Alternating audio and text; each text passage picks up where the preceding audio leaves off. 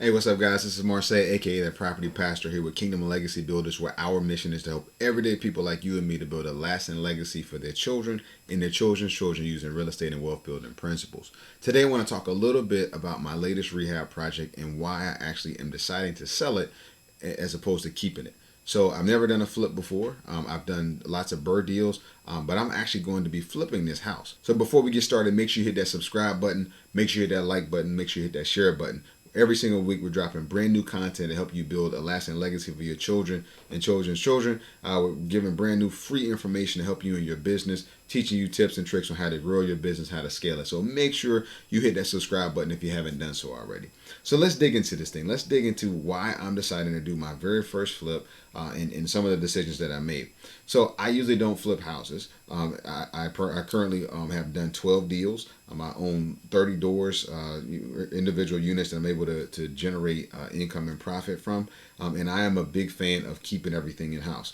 But as I grow my business, I come across different deals that may not be the best fit for my portfolio and my particular goals, but I can still benefit. Now, originally when I purchased this house, it was a 3-bedroom, 1-bedroom house, and I've got a few video walkthroughs. I've got a before walkthrough and after walkthrough. You can check both of those out using the links here. So we just finished that up. But as I ran the numbers, my original plan was to fix the house up and actually sell it through owner financing. Basically, what I would do is I'd put a note on the property, find a tenant buyer, and I would not need a property manager. I would not need to do any repairs to the unit. Collect a down payment up front, and then over the course of the next 30 years or so, collect monthly payments in the form of income. But as I started going through, recognizing that we are very much in the seller's market, the thought came in my mind of, hey, should I actually flip this property? Should I actually sell it? So I want to walk you through those numbers.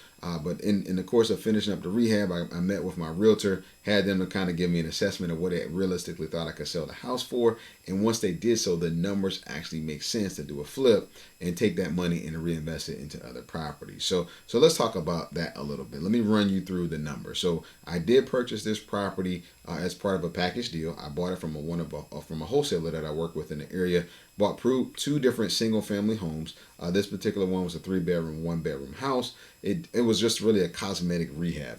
And in doing that, some of the upgrades that we put into it in the fact that we're in the seller's market, I went in and got basically a ARV of $180,000. I did not expect that. I was really kind of thinking I was going to be more in the 140 range, 150 range, but that additional bump really got my mind, my gears turning. So let's go over the numbers, because real estate is really about the numbers when it's all said and done. So I bought this property for $75,000 using a private money lender. So I love private money lenders.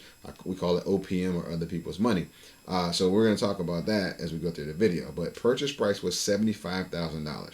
Now, when it's all said and done, I put in about $29,000 in rehab costs. Now, it was cosmetic, but I put in all new paint, new flooring. Put in luxury vinyl plank flooring throughout the house.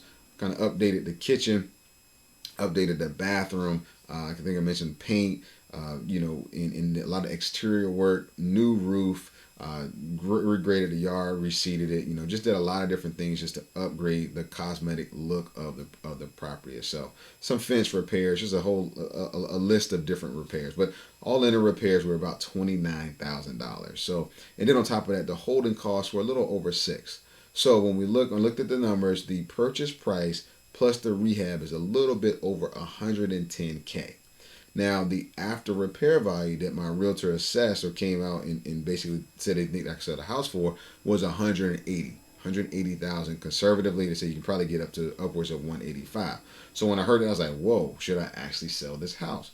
So one thing about flipping is that flipping a house, you typically use what we call the 65% rule.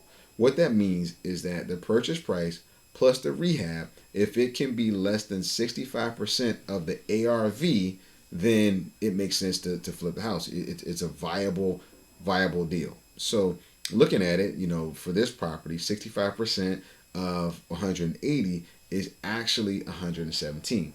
So when I add up all of my holding costs, I add up all of my purchase price, my rehab, all of that kind of stuff, closing and whatnot, I came out with 115.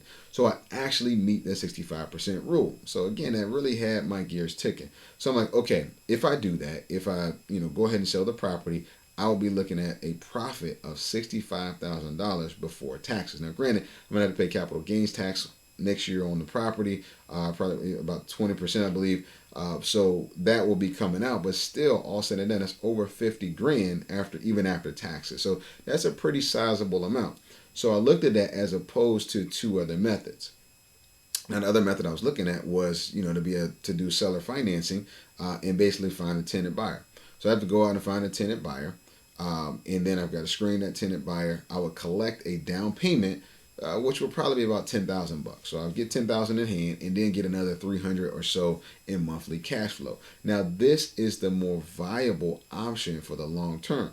This is definitely a more viable option for the long term because I have an asset that's going to pay me for the next 30 years, and I would also collect $10,000 up front.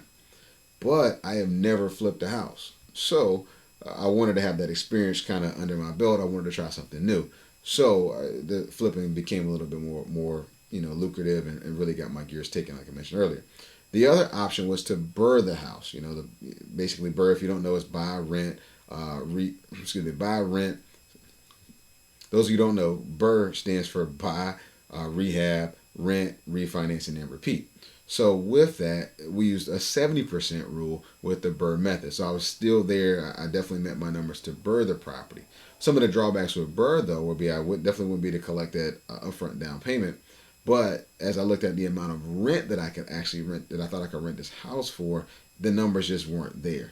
What would happen is that I would be renting the house, and then on top of it, I was going to have my property manager manage the property. I was also going to be responsible for maintenance and repairs. So that $300 a month I would be getting with my tenant buyer scenario, that will go down because now I've got to pay property management and I'm responsible for maintenance and repair. So BRRRR really wasn't as viable of an option. I had a great ARV, but I didn't think my rents could really support cash flow. So I decided BRRRR was definitely off the table. So I was really kind of going back and forth between flipping the house and between doing seller financing.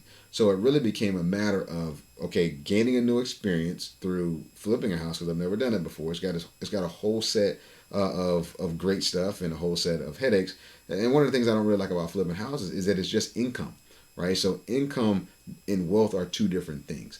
So I knew the flipping house would give me income of $65,000, right? But as soon as that was done, the transaction was finished, that house can no longer make me money. Now, if I would have done owner financing, that house would make me money for a long period of time, but only put $10,000 in my hands today. So I'm looking at doing the flip because the flip now is going to give me the income, and even in getting the income, I can go ahead and pay off my private money lender, use that money, 75 that he loaned me for another deal, and then I've got another 65 grand to reinvest into my business to buy more properties.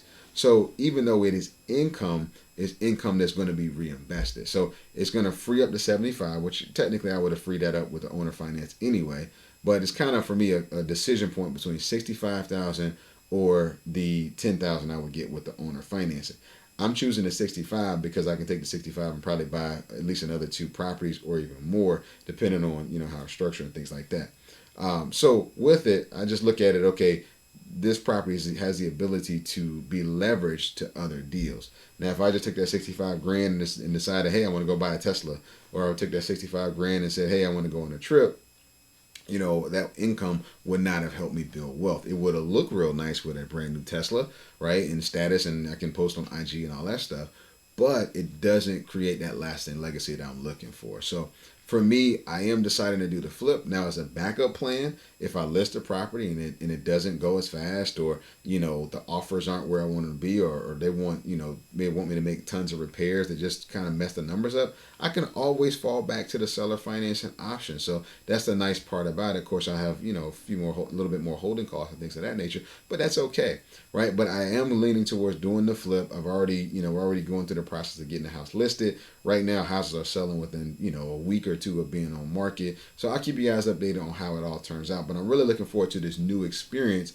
because the thing about real estate investing is that it requires capital. It definitely requires capital. And by doing some flips, I can generate more capital. If you think about it, I didn't use any of my own money. That's the beautiful part about it. So using, private money, using OPM and things like that, I basically took 75, right, and then dropped another 29 into it, which was also through another private money lender. So I was able to put all of those pieces together and essentially almost double the value of an asset. So that's pretty cool, So that's one thing I really love about real estate investing. And I'm really looking forward to seeing how this all turns out. So that's how I came to my decision. I am excited about how this is all going to play out. If you got questions, you got comments, make sure you drop them into the comment section. Again, make sure you hit that like button. Make sure you hit that subscribe button. Subscribe to the Property Pastors channel so you can get great content dropped to you every single week to help you to build that lasting legacy. I'm praying for you guys. Love you so much. I can't wait to see you again soon. Like I said, you got questions, drop them in the comment section and I'll get them answered for you. Take care. God bless. Can't wait to see you again soon.